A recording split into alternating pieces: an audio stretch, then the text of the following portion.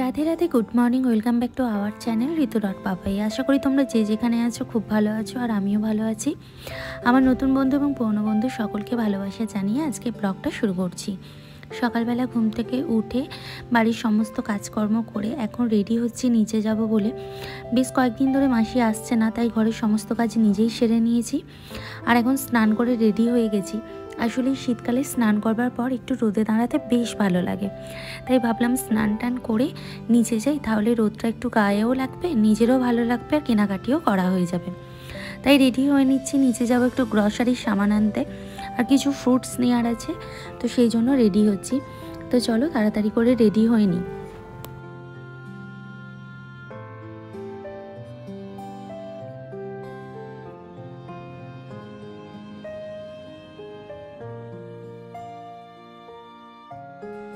সাজুগুজু করে নিয়েছি। আসলে এই বেশ কয়েকদিন ধরে হচ্ছে স্নান করবার পর আমার লিপস্টিক লাগাতে খুব ভালো লাগে, তাই হালকা করে একটু লিপস্টিক লাগিয়েছি, একটু সিঁদুর পরে নিলাম, নিয়ে এখন যাব নিচেতে। কেমন লাগছে অবশ্যই কিন্তু জানিও। আর রেডি হয়ে গেছি, তোমাদের দাদাভাইকে একবার ফোন করলাম যে নিচে যাব, ফোনটা তো ধরে রাখবি। তোমাদের দাদাভাই বললো যে আমি এখন ডিউটিতে আছি, তুই মায়ের সাথে কথা বলতে বলতে চলে যা। তো মাকে ফোন করে যাব। আর এইদিকে আমি তালা চাবি যে কোথায় রাখি খুঁজে পাই না, অবশেষে পেয়েছি। এখন বেরোবো নিচের দিকে। আমাকে কেমন লাগছে অবশ্যই কিন্তু তোমরা কমেন্ট বক্সে কমেন্ট করে জানিও। আর কী যা বলো তো, তোমাদের দাদাভাইকে না আমি ভীষণ মিস করছি।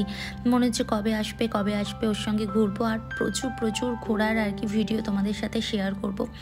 এটা আমার বারবার করে মনে হচ্ছে, কিন্তু মহারাজ তো ছুটি পাচ্ছে না। যদিও ছুটিটা ওদের নিজের হাতের মধ্যে নেই, তবু কিছু করার নেই। আর ওখান থেকে আমি গ্রসারি জিনিস নিয়ে এখন ফলের দোকানে চলে এসেছি ফল নিতে। কমলা লেবু নেবো আর অ্যাপেল নেব। তো তোমাদের দাদাভাই আমাকে বলেছে সিজনাল ফল একটা করে প্রত্যেক দিন খেতে। তো আমার ফল খেতে একদম ভালো লাগে না, তো সেই জন্য ফল আমার আনা হয় না। তো তোমাদের দাদাভাই সেই জন্য বলে প্রত্যেক দিন মাছ মাংস ডিম এটা সেটা খাচ্ছিস, আর একটা করে ফল খেতে পারিস না।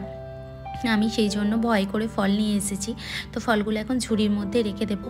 বেশ কমলাগুলো নিয়ে এসেছি, কিন্তু কমলার একটা কমলা খারাপ দিয়েছে। আসলে আমি বাছতে গেলাম, কাকুটা বলল যে আমি তোমাকে বেছে দিচ্ছি, তো বেছে দিয়েছে, তার মধ্যে একটা কমলা খারাপ দিয়েছে। তো মনটা ভীষণ খারাপ হয়ে গেল যে দামের জিনিস কিনলাম আর খারাপ দিয়ে দিল। আসলে এখনকার যুগে ভালো মানুষের যুগ নেই, জানো তো। যত মানুষকে ভালো মানুষইটা দেখাবে, তত মানুষ তোমার মাথার ওপর উঠে না চেপে ধরে নাচানাচি করবে। তো যেহেতু ফল এনেছি, তাই ভাবলাম গোপালকে আজকে ফল দিয়ে প্রসাদ দেবো। তুলসী পাতা তুলতে চলে এসেছি। তো আমাদের ওখানে যে তুলসী মঞ্চটা আছে তোমাদেরকে দেখিয়েছিলাম, তো ওই তুলসী মঞ্চ থেকে তুলসী নিই না, কারণ ওখানে ঠাকুরমশাই পুজো করে। এই সাইডে একটা তুলসী মঞ্চ আছে, সেখান থেকে নিচ্ছি। আর তোমাদেরকে একটা আমি টিপস দিই, যাদের ঘরে কৃষ্ণ আছে তারা যদি ওই মঞ্জুরিটা মাথায় দিতে পারো, তাহলে কিন্তু সোনার মুকুটের সমান হয় এবং শ্রীকৃষ্ণ ভীষণ তৃপ্তি পায়। মানে ওই মঞ্জুরি যদি মাথায় মুকুটেতে দেওয়া যায়। তো আমি মঞ্জুরিটাও নিয়েছি ঠাকুরকে দেবো বলে, কিন্তু মাঝ রাস্তায় আস্তে আস্তে মঞ্জুরিটা পড়ে গেছে। আর বেশ কয়েকটা ফুলও ফুটেছে, ভাবলাম একবারও নিয়ে তারপর নিচে নামবো। তো আমাদের গাছগুলো এখন কি বলো তো, বেশি ফুল দিচ্ছে না। কেন দিচ্ছে না জানি না, তবে শীতকাল বলে নাকি জানি না, তবে কিন্তু বর্ষাকালে প্রচুর ফুল ফোটে জানো। এত ফুল ফোটে, ঠাকুরকে দিয়ে আমি পারি না।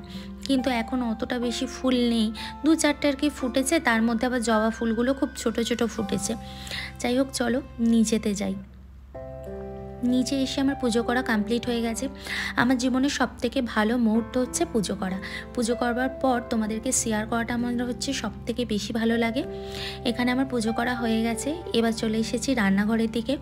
আজ একটা স্পেশাল জিনিস রান্না করব জানো, সেটা হলো মাটির হাঁড়িটা বেশ কয়েকদিন ধরে নিচে পড়েছিল। তো ভাবলাম আজকে কেননা মাটির হাঁড়িতে চিকেন বানানো যাক, আর সেটা তোমাদের সাথে শেয়ার করি। গ্যাসের মধ্যে মাটির হাঁড়িটা বসিয়ে দিয়েছি, তার মধ্যে সাদা তেল, চিনি, ডালচিনি, এলাইচি দিয়ে আলুটাকে ভাজতে দিয়েছি। তবে মাটির হাঁড়িতে যেন অল্প আর কি আঁচ লাগে, কিন্তু বেশ খেতে কিন্তু সুন্দর হয়। আলুটা লাল লাল করে ভাজা হয়ে যেতে এবার এর মধ্যে পেঁয়াজটা দিয়ে দিলাম লাল লাল করে ভাজার জন্য। পেঁয়াজটাও অবশেষে ভাজা হয়ে গেছে। এবার আদা, রসুন এবং কাঁচা লঙ্কার পেস্টটা দিয়ে ভালো করে মশলাটাকে কষিয়ে নেব।